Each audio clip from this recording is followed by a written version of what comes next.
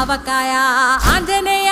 కథ మొదలెట్టినాడు చూడరయ్యా శక్తినంతా కూడగట్టి చెట్టు దులిపినాడు అంజయ్య ఎర్ర ఛాయ కోతి అవతార వెంటమాయ